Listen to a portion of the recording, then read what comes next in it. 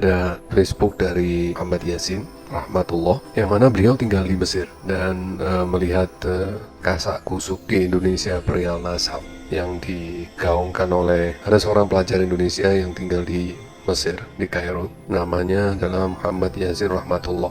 Beliau melihat fitnah yang terjadi di Indonesia, kemudian beliau berinisiatif untuk melakukan cross check ke Naqaba Al-Ashraf Mesir. Adalah salah satu Naqaba Ashraf tertua di dunia. Dan ini ya tampilannya gedungnya.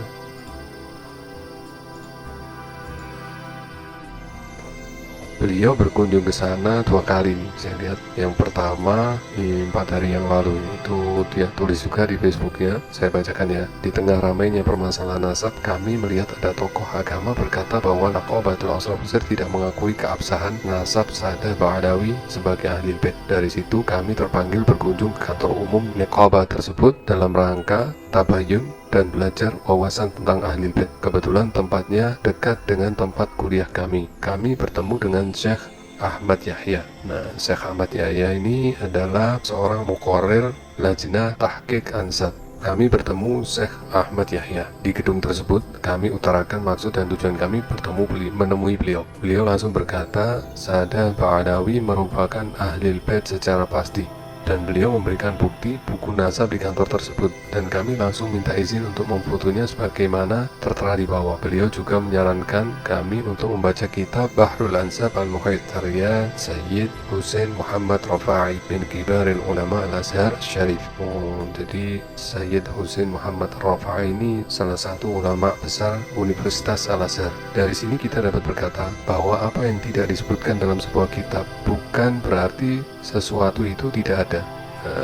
Ini kan saya sudah sering ngomong nih. Dari part 1 saya sudah katakan. Nah, ternyata apa yang saya sampaikan itu selaras dengan apa yang disampaikan oleh Syekh Ahmad Yahya ini. Ya kan? Betapa banyak hadis yang disebutkan oleh Imam Ahmad bin Hambal tapi tidak disebutkan sama pendahulunya, yaitu Imam Malik dan Imam Syafi'i. Demikian juga Imam Al-Hakim dalam Mustadraknya. Oke.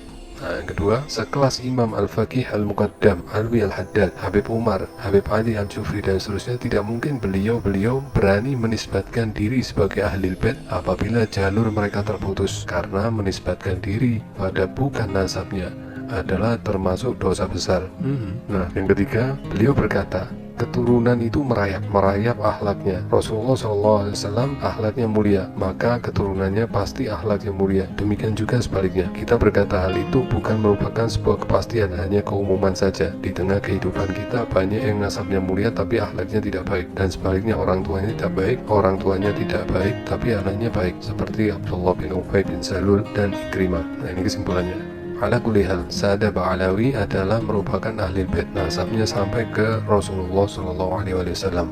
Ahli bait juga manusia biasa dan bisa salah, bisa benar. Ada yang baik, ada juga yang belum baik. Sikap kita kepada ahli bait yang belum baik adalah menasihati dan menegurnya dengan adab, mendoakannya, berusaha bagaimana agar mereka menjadi baik dan menjadi contoh yang baik, karena semuanya perihal berkaitan dengan nama baik baginda SAW. Nah, ini kantornya. Nah, ini kantor Naqaba Al-Ashraf Mesir. Nah, ini yang Pak Dadang sewot itu ya, karena nggak diakui mungkin ya di sini ya, kok sewot ya.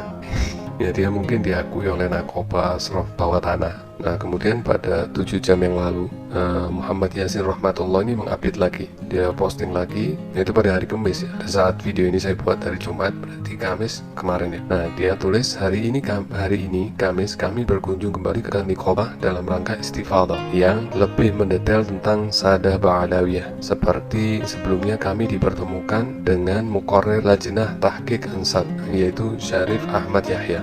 Nah, kami disambut dengan penghormatan serta sambutan yang sangat antusias oleh beliau, dan kami langsung mengutarakan beberapa pertanyaan di bawah ini. Kami juga memberanikan diri untuk bertanya pada beliau apakah pada masa-masa dulu pernah terjadi khilaf tentang status Sadah Ba'alawi sebagai ahli bait. Beliau langsung menjawab tidak pernah. Setelah itu kami akhiri pembicaraan dan kami mohon pamit seraya meminta doa pada beliau untuk kami. Kami juga dapat kabar dari teman yang belajar di Iran, yaitu Firman Shah Gibran Ar-Razi, Ini saudara kita yang lagi belajar di Iran, Firmansyah Gibran Ar-Razi ini mengkonfirmasi bahwa Naqabah Iran juga demikian, yaitu mengakui Sada Ba'alawi sebagai Ahlul Bait. Lebih dari itu, Niqabah tersebut mengungkapkan bahwa semua Niqabah di Timur Tengah sepakat dan mengakui Sada Ba'alawi sebagai Ahlul Bait. Dari sini kita dapat berkata bahwa pendapat Kiai Imad adalah pendapat yang recel, pendapat yang nyeleneh, karena pendapatnya bertentangan dengan pendapat jumhur dan tokoh-tokoh seperti Murtadha Zabidi,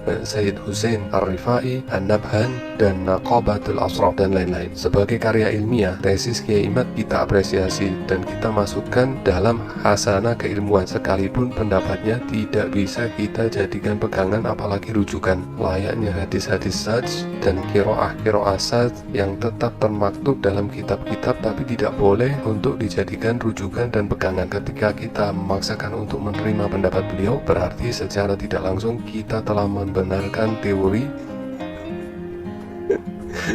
dan ini merupakan, ini kan kita kan dulu sering membaca nih bahwa ada seorang yang digembar-gemborkan sebagai pakar hadis abad ini, yaitu Syekh Nasiruddin Al-Albani, padahal beliau tidak pernah belajar ilmu hadis. Ya sama seperti si Kiai Haji Imaduddin ini, dan beliau tidak pernah belajar ilmu nasab, tapi digembar-gemborkan sebagai pakar nasab dunia. Dulu Syekh Nasiruddin Al-Albani ini kita sering baca, ada pengagumnya itu setiap menyebutkan suatu hadis, misalnya nih hadis riwayat Bukhari, dia menulisnya begini. Hadis ini dikeluarkan oleh Al-Bukhari dan disahihkan oleh Al-Albani. Jadi seakan-akan Al-Albani ini dosennya Imam Bukhari. Ya ini sama ini dalam kasus Kiai Haji Imaduddin ini, seolah-olah beliau ini dosennya Imam Ibnu Hajar Al-Hitami, dan ini merupakan kecacatan dalam dunia keilmuan Islam. Wallahu a'lam. Nah, ini foto beliau. Jadi beliau ini mengamalkan perintah Allah yang ada dalam surat Al-Hujurat ayat 6, yang artinya, wahai orang-orang yang beriman, jika seorang fasik datang kepadamu membawa suatu berita, maka telitilah kebenarannya, agar kamu tidak mencelakakan suatu kaum karena kebodohan atau kecerobohan yang akhirnya kamu menyesali perbuatanmu itu. Apa yang dilakukan oleh saudara Muhammad Yasin rahmatullah ini benar, dan ini sesuai dengan tuntunan Allah Subhanahu wa Ta'ala.